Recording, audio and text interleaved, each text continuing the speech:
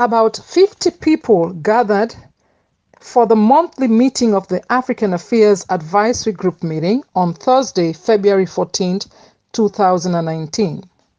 The meeting brought together leaders of the advisory group and community leaders in the county of Montgomery in Maryland. The meeting took place at the Civic Center in downtown Silver Spring. In what was supposed to be a Valentine event, the leaders of the advisory group and community leaders met together to discuss policies and issues that were relevant to them. It was there that I caught up with Amaha Kassa, the Executive Director of African Communities Together, ACT, and he told me what his motivation was for forming ACT, African Communities Together. Hello and welcome. Tonight I have with me Amaha Kassa, who is the founder and president of African Communities Together, and I am so happy that I have him because we're going to talk about immigration and other successful stories that the organization has done. Welcome to the show, Afrique Today. It's a pleasure to be with you. A pleasure, Amaha. So what has been your motivation for creating such a very vibrant, from the stories I've heard, very vibrant organization as ACT? Well, I was born in Ethiopia and I came to the U.S. as a small child, and my family had a lot of help from friends and family in figuring out this strange new country and how we get by, and I really wanted to start an organization that could play that role for some of our African communities. We all deserve a hand, whether it's with immigration issues, whether it's getting good jobs, or having our voice heard in the communities where we live.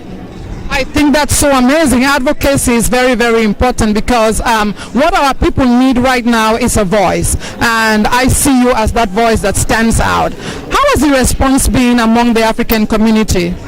Well, what we've tried to do is amplify the voices of all our communities, of our associations, our churches, our mosques, our community leaders, and generally the response from our communities has been fantastic. Generally the response has been, what took you so long? We've been needing this kind of common platform for a long time, and so we're working on a federal level around issues like immigration policy. We're working on a local level around issues like quality jobs and making sure services are offered in our various languages. We have a long way to go, but we're a powerful community. We're a sleeping giant. Oh, I love that. It's the sleeping giant. Well, I know that you spoke about some successes recently at the meeting, and I would like for listeners and viewers to really hear what you did regarding the TPS, because a lot of people don't know that some of you, like Amaha, are behind the scenes in the changes to policies that have happened. So we've been working on the issue of temporary protected status, or TPS, really since 2014. It's a very important program for some of our African countries that are experiencing turmoil, disruption, natural disaster, and where it would not be safe for people to return to their home countries. So we worked with a lot of the leaders from the Guinean, Liberian, and Sierra Leonean communities to fight for an extension, 1-year extension to the temporary protected status program for those countries. We were recently able to extend temporary protected status for Somalia, and right now what last year we were part of a lawsuit that prevented the Trump administration from ending TPS for Sudan and 4 other countries, Haiti, Nicaragua, and El Salvador. That affects over 400,000 people already in this country. What we're focused on now is fighting to win permanent status, green cards, for TPS holders who've been in this country sometimes for decades. We expect that there's going to be a bill in this Congress, and we want all our African community members to talk to their members of Congress. Whether you're a citizen, a permanent resident, or even if you're out of status, you're still a constituent, and we want everyone to communicate with their elected representatives and say, we need a TPS solution now. That's correct. That's so good. For somebody who was born here, what would you say to that person regarding the birthright citizenship? So the proposal to strip away birthright citizenship and to say, if you were born here, we won't just look at where you were born, but where your parents were born, is extreme. It's likely unconstitutional, but it's really mostly a symbol of the way that this administration and some hardcore anti-immigrant parts of the Congress have really taken a turn towards exclusion and restriction and saying citizenship is only for certain people.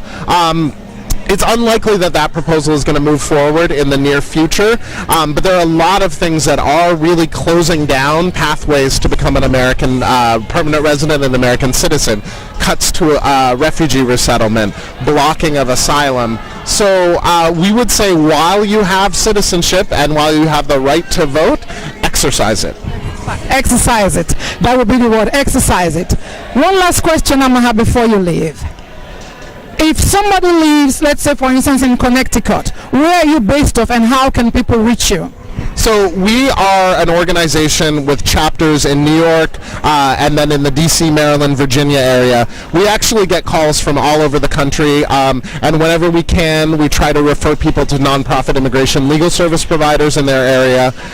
Also for African leaders and African serving organizations around the country, we've created something called ALEF, the African Immigrant Legislative Forum, which is a forum for sharing immigration law and policy updates.